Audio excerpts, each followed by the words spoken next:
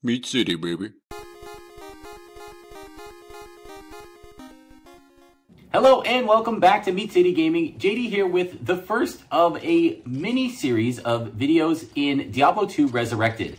And what I'm calling this mini series is Just for Fun Terror Zone Runs. And that name is meant to be taken literally. The premise here is right now in the second ladder season of Diablo 2 Resurrected, there are terror zones, which are basically way leveled up areas of the game that switch randomly every hour, and the monsters in there have higher levels, and so they have higher treasure class and drop better loot. And it makes it a much easier path to grind to level 99. You don't just have to do Bale runs or Nilithak runs.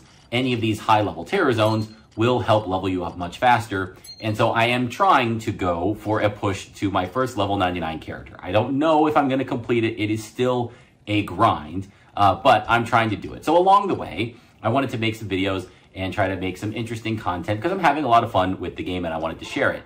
So for these Terror Zone runs, these short videos, I am doing bite-sized little samples of each of the various areas that are infected with the Terror Zone. So each video will be dedicated to one specific zone. So in the first video, I'm going to do the Bloody Foothills. So for this video, they are bite-sized, right?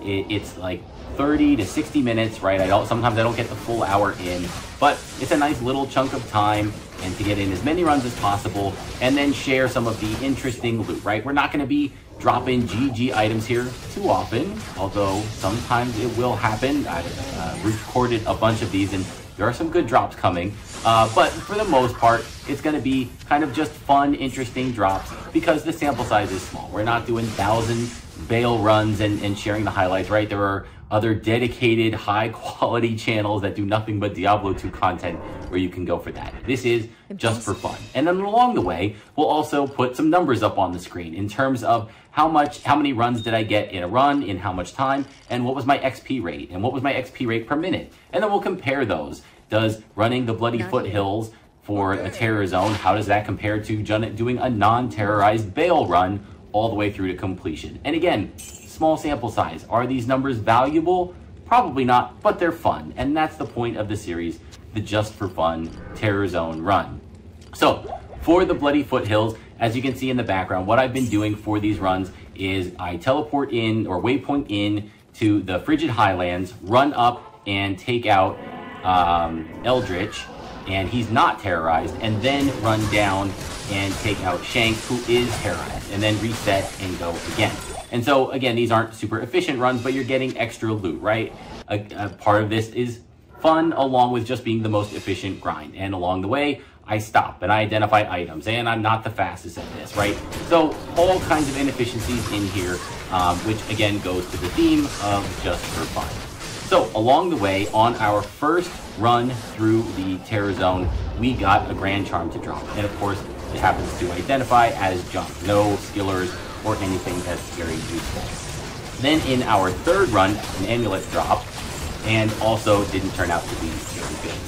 After that, the very next run, we had quite a few interesting drops. We had a small charm, which can always be very valuable if it gets the right rolls. This one did not, so it's just vendor trash.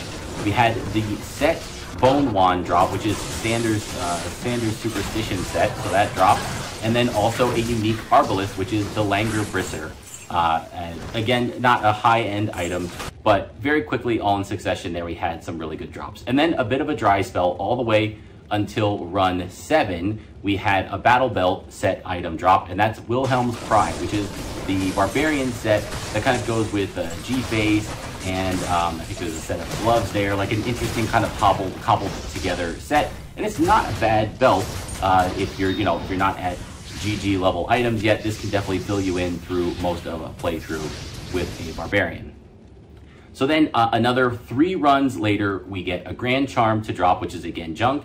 But on the same run, we got the unique Silver-Edged Axe to drop, which is the Ethereal Edge. It always drops Ethereal, and it's a pretty good damage weapon, but again, it gets outclassed very quickly by the high-end item. On the very next run, run number 12, we have a set Heavy Bracers drop, and those are Trang Owl's Bracers. And these are actually pretty desirable. They have one of the few bracers with faster cast rate attached to them, and so they are pretty desirable for anybody who wants to increase their cast rate without investing too heavily into any specialized equipment. The glove spot is where this one goes. At the same time, we got a rare jewel, which had enhanced damage and maximum damage on it. Not like super high level that makes this really good, but enough to be, you know, again, a filler item you could put into a set and increase your damage while you're playing through the game or while you're leveling up your character. On run number 14, again, we got a couple of good drops. We got an If rune, a small charm, which again happened to roll as junk, and some greater claws that rolled with +2 to assassin skills. On run number 16, another grand charm dropped. This one also happened to be junk, so it was vendored. And then on the very next run, run 17, we got a Suwaya. This is the assassin weapon to drop with 4-2 lightning sentry built in to the item. So that's a pretty good assassin weapon. That's for traps. And again, that is the character that I'm running with, a trap assassin. +4 to lightning sentry, that's pretty good. And that pretty good item happened to be the last item of note that we got during our about 34-minute run here through the terrorized bloody foothills. So for those 34 or so minutes, we got about 20 total runs in for a total XP of 2,265,595 XP. And if you break that down per minute, it was about 73,000 XP per minute, which is actually pretty low. I then did a test of a not terrorized Bale run from start to finish, and that came out almost double in terms of XP, 158,568 XP per minute for that run.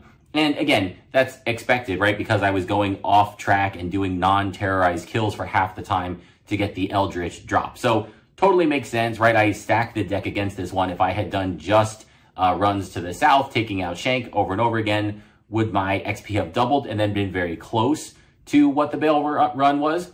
Yeah, probably. And maybe we'll do the second run through the Bloody Foothills. Maybe we'll do just that. And again, we'll have another number to compare, something again to look at just for fun here. So that's going to wrap up the very first just for fun Terror Zone run video. And in the next video, we'll jump into the Frigid Highlands, which is when we'll just go north and take out just the one enemy and see how that compares. So thank you for joining me, and I hope to see you in the next one.